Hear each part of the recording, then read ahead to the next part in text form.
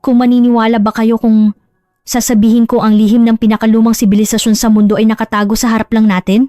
Sa bandila lang na iwinawagayway araw-araw sa ating mga flagpole, nakaukit ang kodang kasaysayang nawala libo-libong taon na ang nakalipas. Sa dalubhasaan ng katutubong kamalayan, may isang propesor ng sinaunang kasaysayan. Naglakbay siya ng 3 taon sa buong mundo. Naghahanap ng isang misteryo, ang Genesis ng Biblia at ang sinaunang alamat sa silangan ay hindi ka panipaniwalang nagkatugma. Parehong mga numero, parehong simbolo, parehong estruktura ng kwento. Paulit-ulit na lumilitaw sa iba't ibang panahon at kontinente. Ngunit ang huling coordinate ng lahat ng ebidensya na kanyang nakita ay sa hindi inaasahan, ang Pilipinas. Mas tiyak, ang mga bituin na pamilyar sa inyo. Ang 65 taong gulang na iskolar na ito ay huminto sa isang pasilyo ng pambansang museo sa Maynila sa harap ng bandila ng Pilipinas. Sa sandaling iyon, naramdaman niya na ang huling piraso ng puzzle ng kanyang 50 taong pananaliksik ay nakita niya sa wakas. Nanginginig ang buong katawan niya. Ano ba ang nakatago sa bandila na iyon na nagpagulantang ng husto sa isang iskolar na nag-alay ng kanyang buhay sa sinaunang kasaysayan? Bago tayo magsimula sa kwento, pakisabi sa comment section kung nasaan kayo ngayon habang pinapanood ninyo ang video na ito. Gusto kong ibahagi sa inyo ang pagmamalaking ito bilang isang Pilipino. Magandang araw po. Ako si Professor Gabriel Gabo de la Cruz, dalubhasa sa Comparative Mythology at sinaunang kasaysayan mula sa dalubhasaan ng katutubong kamalayan. Ang kwento na gusto kong iulat sa inyo ngayon ay tungkol sa isang natuklasan na lubusang nagpabago sa aking 50 taong buhay. Nakatayo ako ngayon sa gitna ng isang exhibition hall sa isang maliit na museo sa Maynila.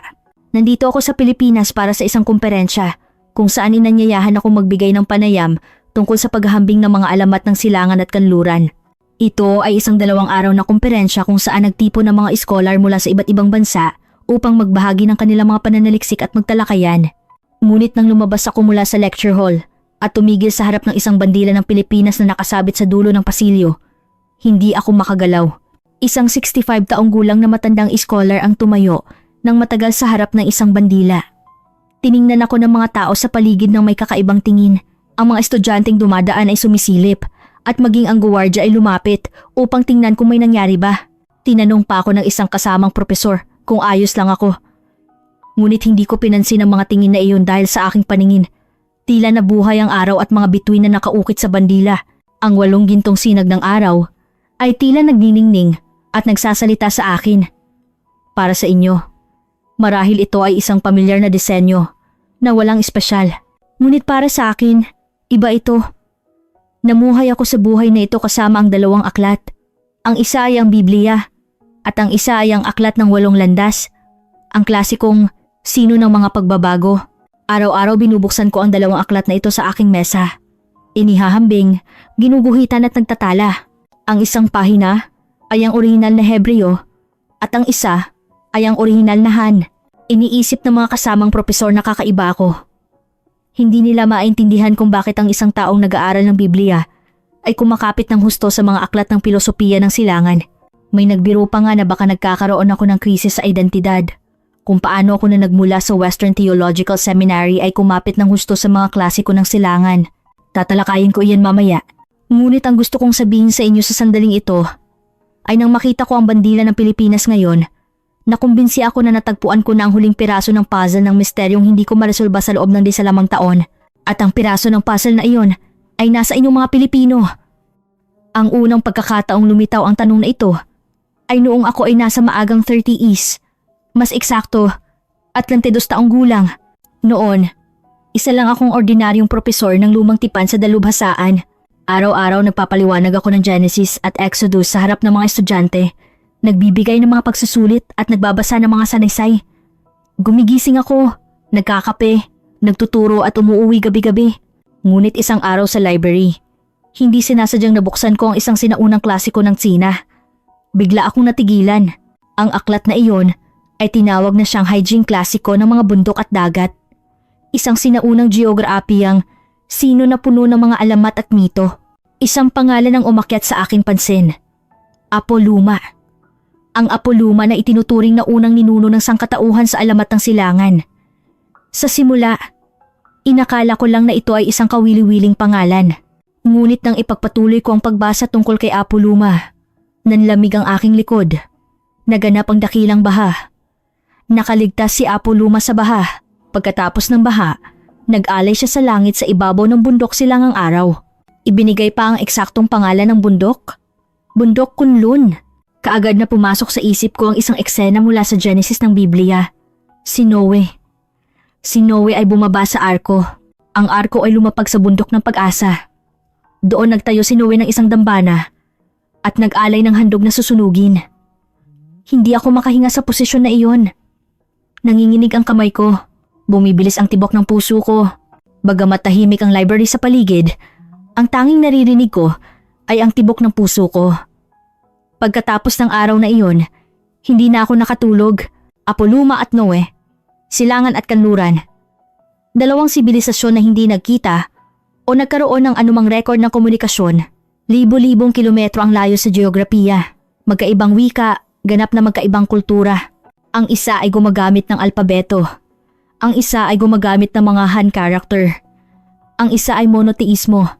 Ang isa ay may tradisyon ng maraming Diyos. Ngunit bakit iisa ang kanilang sinasabi?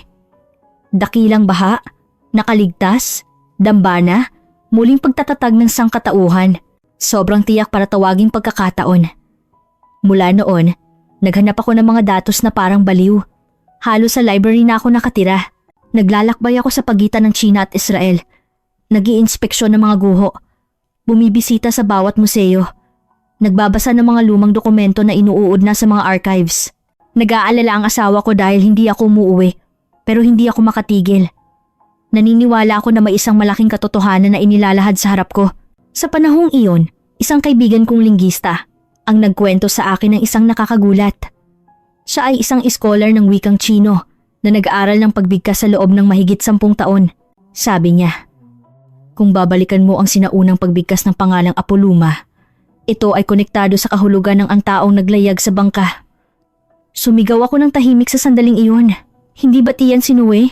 Ang taong naglayag sa arko? At hindi pa tapos. Nalaman ko rin na ang ama ni Apo Luma ayon sa mga tala ay tinawag na Sweren. Ang pagbigkas na ito ay halos katulad ng Noe Noah. Hindi lang pareho ang pagbigkas, pareho rin ang kahulugan. Sa puntong ito, hindi na ito maipaliwanag gamit ang salitang pagkakataon. Ngunit ako ay isang eskolar. Hindi ako maaaring magbigay ng basta-bastang konklusyon. Kailangan ko ng mas tiyak na ebidensya. Kung ipipresenta ko ang ganitong pahayag sa harap ng aking mga kasamahan, tiyak na ituturing akong baliw sa akademya. Maaaring alisin ako sa mga asosasyon at ang reputasyon na binuo ko sa buong buhay ko ay maaaring gumuho sa isang iglap, kaya nagpatuloy ako sa paghahanap. Sa pagkakataong ito, nag-aral ako ng mga Han character. Sa 8 sagisag, bago na nilikha ni Apo Luma, isang karakter ang biglang pumasok sa aking paningin. Ang karakter na Kuan Bangka. Kung hihiwain mo ang karakter na ito, binubuo ito ng Joe Bangka, Bawalo at Kubibig o tao. Literal na kahulugan, 8 bibig sa bangka, 8 tao sa bangka. Kaagad kong binuksan ang Genesis 7:13 sa Biblia. Si Noe at ang kanyang asawa, ang 3 anak na lalaki at ang 3 manugang na babae. Sumakay sila sa arko, 8 tao sa kabuuan. Sina Shem, Ham at Japheth at ang kani-kanilang asawa, eksaktong 8 tao. Bakit sadyang inilagay ng mga sinaunang Tsino ang 8 bibig, tao sa karakter na bangka? Kung gusto lang nilang ipahayag ang bangka, sapat na ang Joe. Sapat na kung gusto lang nilang iparating ang sasakyang lumulutang sa tubig. Ngunit sadyang inukit nila ang numero 8. Ito ay isang talaan. Ito ay isang code. Ang kolektibong memorya ng 8 tao na nakaligtas sa dakilang baha ay nakaimbed sa isang karakter na parang fossil. Mayroong sadyang nag-iwan ng alaala na ito na itinago ito sa karakter upang hindi makalimutan ng mga susunod na henerasyon. Pagkatapos ng pagtuklas na ito, lubos akong nakumbinsi na sina Apo Luma at Noe ay iisang tao o hindi bababa sa mga karakter na nagmula sa iisang linya na dumaan sa iisang pangyayari. Ngunit nagkaroon ng isa pang tanong. Saan nagpunta ang mga inapo ni Noe? Sinasabi sa Biblia na ang 3 anak ni Noe ay kumalat sa buong mundo at bumuo ng mga bansa. Mayroon ding talaan ng isang sangay na naglakbay patungo sa silangan. At sa dulo ng silangan na iyon, mayroong isang grupo ng tao na tinawag na mga tagapagtaguyod ng liwanag dongi na itinuturing ng mga inapo ni Apoluma. Bagamat isinali nito bilang silangang barbaro, mayroon itong ganap na kakaibang kahulugan, sinasabi sa Hanshu. Aklat ng hulinghan na ang mga tagapagtaguyod ng liwanag ay may likas na pagkamahinhin, nagpapahalaga sa sangkatauhan at nagpipitagan sa langit, sabi pa nga ni Confucius. Sa huling bahagi ng kanyang buhay, kung mayroong lugar na matitirahan ng isang Junsi marangal na tao, gusto kong manirahan sa mga tagapagtaguyod ng liwanag. Anong uri ng bansa ang labis na hinangad ng nagtatag ng Konfusyonismo? Sa tingin ko, alam ko ang dahilan. Ang mga tagapagtaguyod ng liwanag ay isang bansang naglingkod sa langit. Ang unang ginawa ni Noe pagbaba sa arko ay nagtayo ng dambana at nag-alay sa Diyos. Ang pananampalatayang iyon ay naipasa sa kanyang mga inapo na nag-migrate patungong silangan. Ang mga inapo ni Apoluma, ang mga tagapagtaguyod ng liwanag, ay naging mga saserdote na bansa na naglingkod sa langit. Bago ang pagbisita kong ito sa Pilipinas, marami na akong beses na nagpunta rito, hindi para sa komperensya, kundi para sa personal na pananaliksik. Umakyat ako sa bundok Apo at bumisita sa mga sinaunang guro sa buong bansa. Nakita ko mismo ang mga bakas ng mga dambana na itinayo sa tuktok ng mga bundok. Ang mga dambana na gawa sa bato. Ang mga ritual na isinagawa sa lugar kung saan nagtatagpo ang lupa at langit. Ang lahat ng ito ay eksaktong tumutugma sa dambana ni Noe. Magkatulad ang estruktura ng dambana at magkatulad ang oryentasyon na nakaharap sa langit. Doon ko naunawaan na ang mga inapo ng mga tagapagtaguyod ng liwanag ay naninirahan sa lupaing ito. Sila ang mga nananatili sa kapuluan ng Pilipinas. Sa unang pagkakataon, seryoso kong tinanggap ang ideya na kayo marahil ang mga inapo na iyon. Ngunit bilang isang scholar, hindi ako maaaring magsalita ng basta-basta. Sapat na ang ebidensya, ngunit kulang pa ang isang tiyak na piraso. Kaya itinago ko lang sa isip ko ang ideyang ito sa loob ng 11 taon. Ngunit ngayon, sa sandaling ito, sa harap ng bandila ng Pilipinas, bumukas ang cabinet na iyon. Ang huling piraso ng puzzle na hinanap ko sa buong buhay ko ay malinaw na nakatali sa inyong bandila.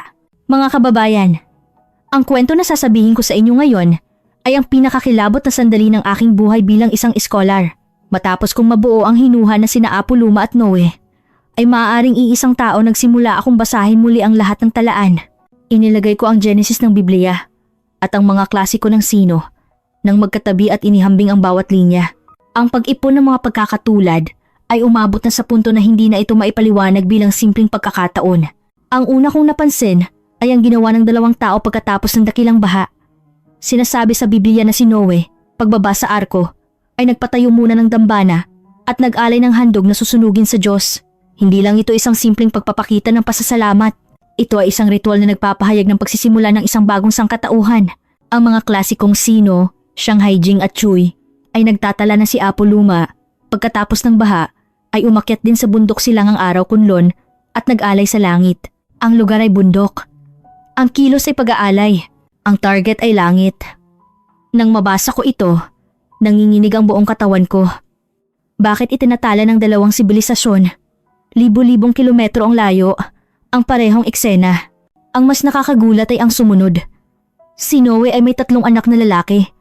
Sina Shem, Ham at Japheth. Sila ay kumalat sa iba't ibang lugar pagkatapos ng baha at naging mga ninuno ng iba't ibang bansa. Ganoon ang sinasabi ng Biblia. Sinasabi naman ng alamat ng Sino na pagkatapos ni Apoluma, lumitaw ang 3 emperador San Juan na muling nagtatag ng sibilisasyon ng tao. Si Apoluma mismo ay kasama sa 3 emperador, ngunit itinatala na ang kanyang mga inapo ay nahahati din sa 3 sangay na bawat isa ay namuno sa iba't ibang rehiyon. 3 anak, 3 sangay, 3 ninuno, ang istruktura ay ganap na magkapareho. Hindi ako huminto diyan. Nagpatuloy ako sa paghahanap. Sinuri kong muli ang kahulugan ng pangalang Apoluma na sinabi sa akin ng kaibigan kong linggista. Ang fufu ay nangangahulugang pagyuko o pag-alay. Ang sishi ay nangangahulugang sakripisyo o handog, pinagsama. Ito ay nangangahulugang taong nag-alay ng sakripisyo. Ano ang ginawa ni Noe sa dambana? Nag-alay siya ng handog na susunugin. Nag-alay siya ng mga hayop bilang sakripisyo. Ang pangalan mismo ay naglalaman ng kilos na iyon. Bukod pa rito, batay sa sinaunang pagbigkas ng Sino, ang Apoluma ay malamang na binibigkas bilang Foxy o FS. Ayon sa pagsusuri ng linggista, Ang pagbigkas na ito ay konektado sa kahulugan ng taong nagdala ng bangka o taong naglayag sa arko. Si Noe ay ang taong naglayag sa arko. Ang pangalan at ang pagkakakilanlan ay ganap na nagkatugma. Sa puntong ito, hindi ko na talaga ito maituturing na pagkakataon. Ngunit hindi pa tapos nang bumisita ako sa mga guho ng lugar ng tatlong ginto. May isang fresko doon na tinatawag na Apoluma at Nuwa. Asawa, magkayakap sina Apoluma at Nuwa. Ang kanilang mga ibabang katawan ay magkakabit parang ahas o dragon. Nang una ko itong nakita, inakala ko lang na ito ay isang mythological na simbolo dahil ang dragon ay isang sagradong nilalang sa kultura ng silangan. Ngunit habang tinitingnan ko ng matagal ang fresko na iyon, biglang may lumitaw na imahe sa isip ko. Ang double helix na estruktura ng DNA, ang dalawang hibla na magkakawing at umaakyat ay eksaktong tumutugma sa katawan ni na Apoluma at Nuwa. Imposibleng alam ng mga sinaunang tao ang tungkol sa DNA. Ngunit maaaring mayroon silang intuition tungkol sa kung paano na ipapasa ang buhay. Ang prinsipyo ng dalawang nilalang na nagsasama upang lumikha ng bagong buhay ay inilarawan sa simbolikong paraan. Si Apoluma at Nuwa ay ang orihinal na mag-asawa na muling nagpasimula ng sangkatauhan pagkatapos ng dakilang baha. Si Noe at ang kanyang asawa ay ang mga bumaba sa arko at muling nagpuno sa lupa, ang simula ng buhay, ang muling pagtatatag ng sangkatauhan. Ang simbolong iyon ay inilarawan sa dalawang magkakawing na katawan. Tumayo ako ng matagal sa harap ng fresko na iyon. Lumapit pa ang isang empleyado ng museo upang tanungin ako kung ayos lang ako. Ngunit hindi ako makagalaw dahil sa mga larawang iniwan ng mga tao libu-libong taon na ang nakalipas. Malinaw kong nakita ang sagot na hinahanap ko sa buong buhay ko. May isa pang nakakagulat na pagtuklas.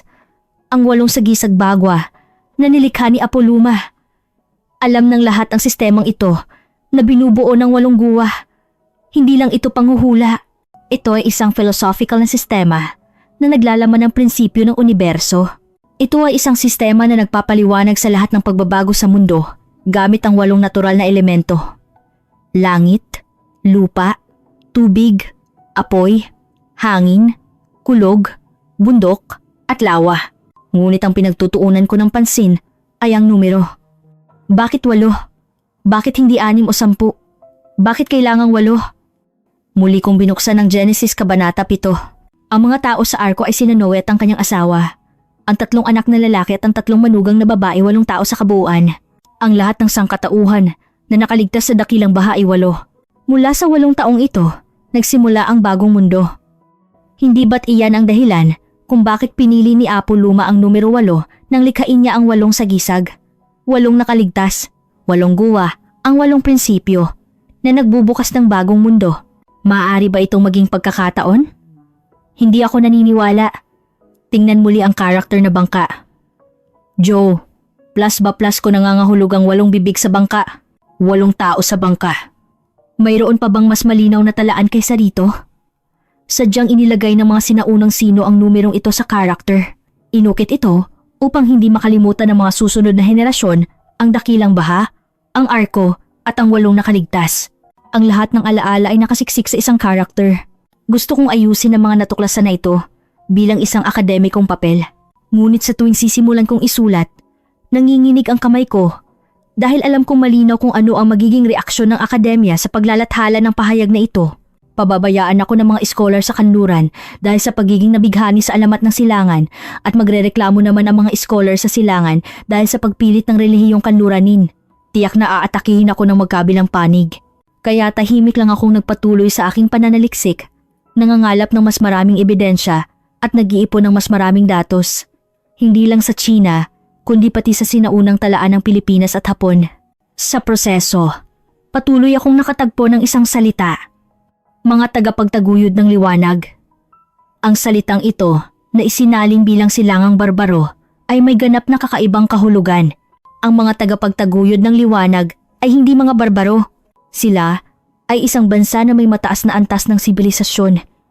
Ang pinakamahalaga, sila ay mga taong may tradisyon ng paglingkod sa langit. Ang Hanshu ay nagtatala.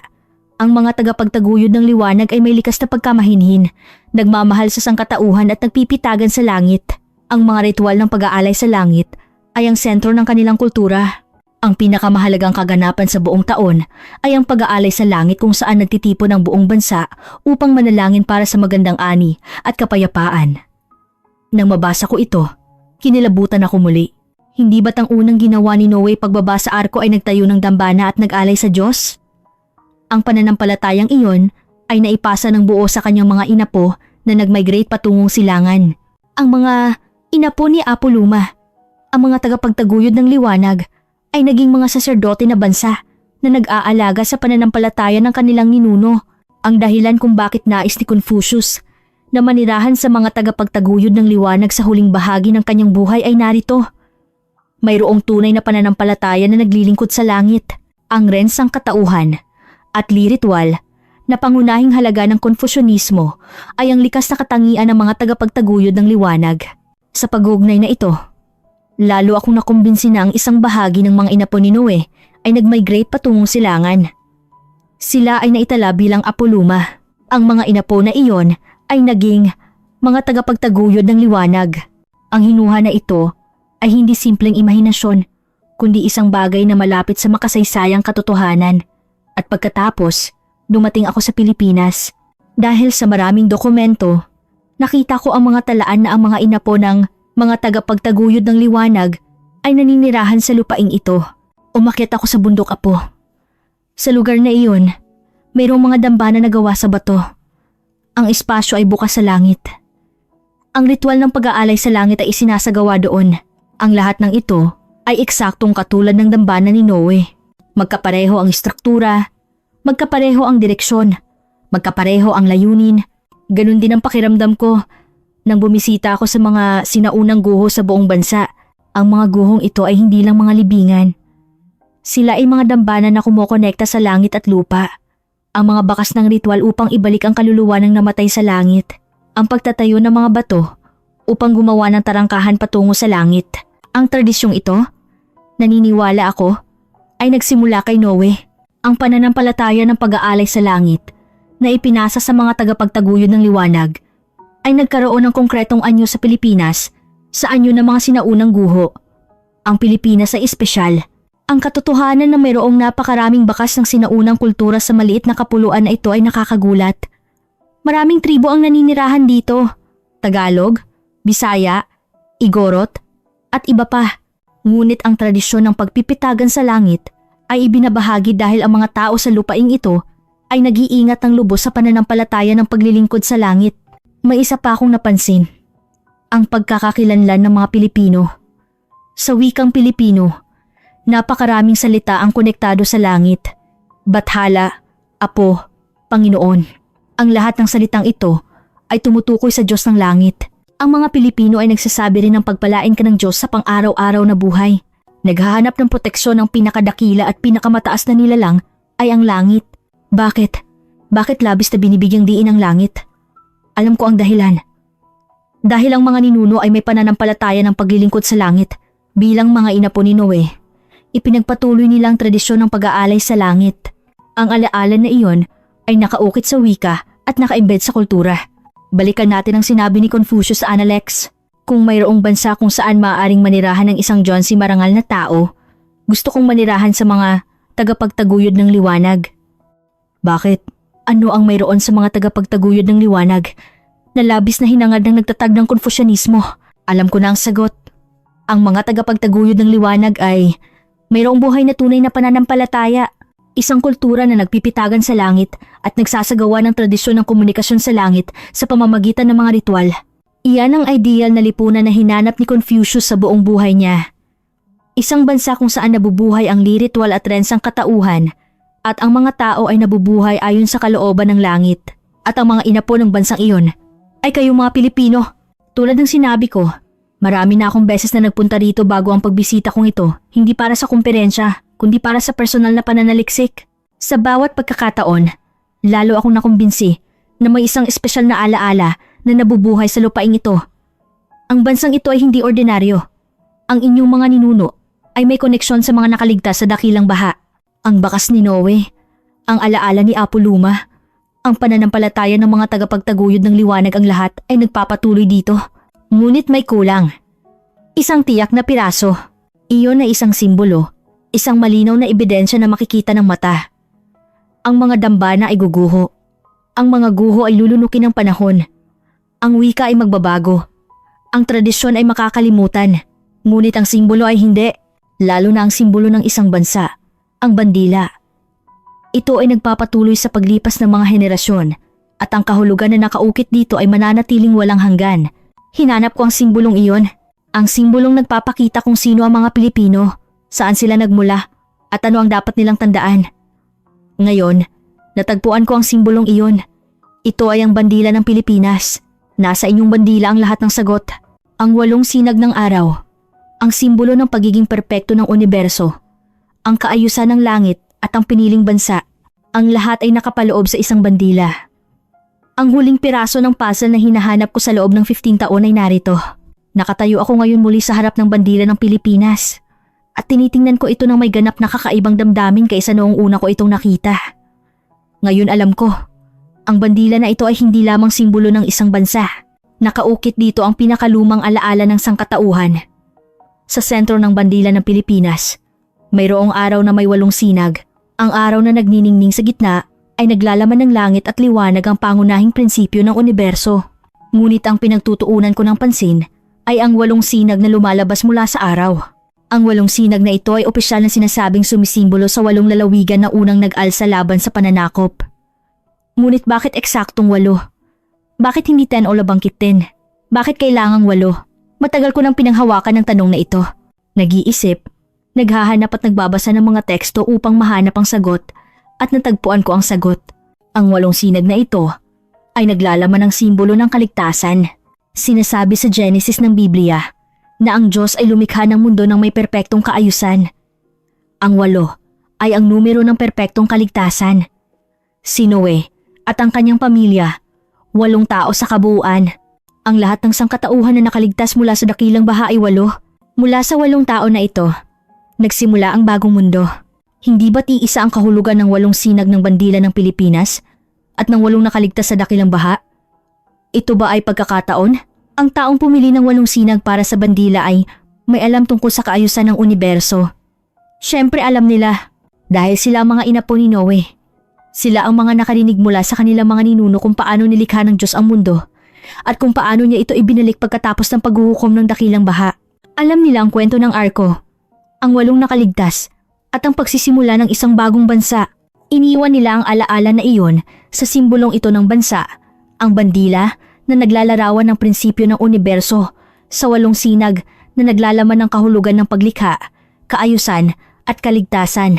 Libo-libong taon pagkatapos, nang gumawa ng bandila ang mga inapo na iyon, pinili nila ang 8 sinag na iyon. Hindi ito pagkakataon. Ito ay pangangailangan. Isang sadyang pagpili upang hindi makalimutan ang alaala ng ninuno. Ang Pilipinas ay espesyal. Bakit espesyal? Bakit hindi gumamit ng 8 sinag ang ibang mga bansa? Ipinagmamalaki rin ng Tsina ang 5,000 taon ng kasaysayan, ngunit 5 bituin lamang ang iginuhit sa kanilang bandila. Ang Hapon ay nasa silangang kultura rin, ngunit ang araw lamang ang kanilang iginuhit. Alam ko ang dahilan. Dahil nakalimutan ng ibang mga bansa ang alaala na iyon. Ang alaala ng dakilang baha. Ang kahulugan ng 8 nakaligtas at ang bagong simula. Habang lumilipas ang panahon, ang mitolohiya ay nanatiling mitolohiya at ang simbolo ay nanatiling simbolo. Ngunit ang mga ninuno ng mga Pilipino ay hindi nakalimutan. Sila ang tinatawag na mga tagapagtaguyod ng liwanag na nag-migrate mula sa kontinente patungo sa silangang kapuluan at iningatan pa rin ang alaala na iyon. Ipinagpatuloy nila ang tradisyon ng pag-aalay sa langit at iningatan ang kahulugan ng kaayusan ng universo. Sa huli, nang gawin ang pambansang bandila sa modernong panahon, inukit nila ang simbolong iyon sa bandila. Hindi lang ito disenyo. Ito ay isang pagpapahayag ng pagkakakilanlan, isang pagpapahayag sa mundo. Kung sino tayo, saan tayo nagmula, at ano ang dapat nating tandaan. Nang makita ko ang bandila ng Pilipinas ngayon, kinilabutan ako. Ang lahat ng ebidensya na hinanap ko sa loob ng 50 taon ay nakapaloob sa isang bandila. Ang 8 tao ni Apo Luma, ang kaligtasan ng 8 sinag, ang pananampalataya ng mga tagapagtaguyod ng liwanag, ang pagkakakilanlan ng mga Pilipino. Ang lahat ng piraso ng puzzle ay nagkatugma. Parang natagpuan ko ang huling marka sa isang lumang mapa ng kayamanan. Doon ko naunawaan na kayo ay hindi lamang isang bansa at mamamayan na lumikha ng himala sa ekonomiya. Kayo ay hindi lamang ang mga taong may bayanihan at lakas ng loob na pumalit sa mga kolonyal na imperyo. Kayo ay ang bansa na nag-iingat sa pinakalumang alaala ng sangkatauhan. Kayo ay ang mga inapo ng 8 nakaligtas sa dakilang baha. Kayo ay ang saserdote na bansa na nagpatuloy sa pag-aalay sa langit sa loob ng libu-libong taon. Ang alaala na iyon ay nakaukit sa inyong bandila, nakapaloob sa inyong wika at nabubuhay sa inyong mga tradisyon. Ilan lang sa mga paksang ito ang maaari kong sabihin nang may ganitong kumpiyansa bilang isang scholar sa buong buhay ko. Dahil ang scholarship ay palaging isang proseso ng pagdududa, pagpapatunay at muling pagpapatunay. Nang sumulat ako ng mga akademikong papel, natuto ako maging maingat sa pagpapahayag, iniiwasan ang mga tiyak na conclusion. Ngunit iba ang isyu na ito. Sigurado ako, sina Apolluma at Noe ay iisang tao o hindi bababa sa mga karakter na nagmula sa iisang linya na dumaan sa iisang pangyayari. Ang mga tagapagtaguyod ng liwanag ay ang mga inapo na iyon. Ang mga Pilipino ay ang bansa na nagmana ng lahi ng mga tagapagtaguyod ng liwanag. At ang bandila ng Pilipinas ay ang bandila na sumisimbolo sa lahat ng kasaysayan na iyon. Maaaring may mga hindi tumatanggap sa aking pahayag. Maaaring punahin ako ng mga eskolar sa kanluran dahil sa pagpilit na ikonekta ang alamat ng silangan sa Biblia. Maaaring magreklamo ang mga eskolar sa silangan dahil sa pagpilit ko ng relihiyong kanluranin. Ngunit hindi ako nagpipilit. Ang ebidensya ang nagdala sa akin. Ang sinaunang pagbigkas ng pangalang Apolluma, ang estruktura ng karakter na bangka, ang kahulugan ng 8 sagisag, ang pananampalataya ng mga tagapagtaguyod ng liwanag na naglilingkod sa langit, ang mga sinaunang guho sa Pilipinas at ang 8 sinag ng bandila ng Pilipinas. Ang lahat ng ebidensya ay tumuturo sa isang direksyon. Sinundan ko lang ang direksyong iyon. Siyempre, mayroon pang mga bahagi na kailangang pag-aralan sa akademya. Kailangan ng mas maraming ebidensya sa arkeolohiya. Ang pagsusuri sa lingwistika ay kailangang maging mas tumpak. Kailangan din ng pananaliksik sa genetika. Ang paghahambing ng mga dokumento ay kailangang maging mas detalyado. Ngunit ang malaking larawan ay kumpleto na. Ang natitira na lang ay ang pagpuno sa mga detalye. Plano kong ayusin ang resulta ng pananaliksik na ito bilang isang aklat. Gusto kong ilagay ang 50 taon ng datos at pagsusuri sa isang aklat. Naiisip ko na ang pamagat. Ang code ni Apolluma. Ang subtitle, ang alaala ni Noe, nakatago sa alamat ng silangan sa pamamagitan ng aklat na iyon. Umaasa akong mas maraming tao ang makakaalam sa nakakagulat na koneksyon na ito. Ang silangan at kanluran ay nagmula sa iisang ugat. Ang sangkatauhan ay nagbahagi ng iisang karanasan, ang dakilang baha. Lalo na, umaasa ako na matutuklasan muli ng mga Pilipino ang kanilang pagkakakilanlan. Hindi lang kayo isang bansa na naninirahan sa isang maliit na kapuluan. Ang inyong mga ninuno ay hindi mga tao na nasa gilid ng kasaysayan ng mundo. Kayo ay ang mga inapo ng mga taong nakatayo sa sentro ng kasaysayan ng tao. Kayo ay ang mga anak ni Noe, inapo ni Apolluma. Ang mga tagapagmana ng mga tagapagtaguyod ng liwanag. Sana'y mabuhay kayo ng may pagmamalaking iyon. Ang paghahatid ko ng kuwentong ito sa inyo ngayon ay hindi ko itinuturing na pagkakataon. Pakiramdam ko ang lahat ng pananaliksik na naipon ko sa loob ng 25 taon ay para sa sandaling ito. Ang ipinanganak sa kanluran, nag-aral ng Biblia, dumating sa silangan upang pag-aralan ng mga klasiko. At sa huli, ay natagpuan ng sagot sa Pilipinas. Ang buong paglalakbay na ito ay nasa isang plano. Matanda na ako at hindi ko alam kung gaano pa katagal ang natitira sa akin. Ngunit kung maaari kong ilantad ang pagtuklas na ito sa mundo bago ako umalis, wala na akong hihilingin pa bilang isang scholar dahil natagpuan ko ang sagot sa tanong na pinanghawakan ko sa buong buhay ko at maibabahagi ko pa iyon sa inyo. Panghuli, may isa pa akong sasabihin. Sa tuwing makikita ninyo ang bandila ng Pilipinas, pakitandaan ito. Ang 8 sinag na iyon ay hindi lamang isang disenyo. Nakapaloob dyan ang alaala ng inyong mga ninuno. Ang tapang ng 8 tao na nagtiis sa dakilang baha. Ang katapatan ng mga tagapagtaguyod ng liwanag na nag-alay sa langit at nag-ingat ng pananampalataya. Ang lahat ng kasaysayan ay nabubuhay at humihinga sa bandila na iyon. Araw-araw, kapag nagpupugay kayo sa bandila sa paaralan, kapag tumutunog ang lupang hinirang sa isang kompetisyon, kapag nakikita ninyo ang araw at mga bituin sa ibang bansa, pakitandaan ito. Kaya sa tuwing makikita ninyo ang bandila ng Pilipinas, tanungin ninyo ang sarili. Sino ako? Saan ako nagmula? Anong alaala ang dumadaloy sa loob ko?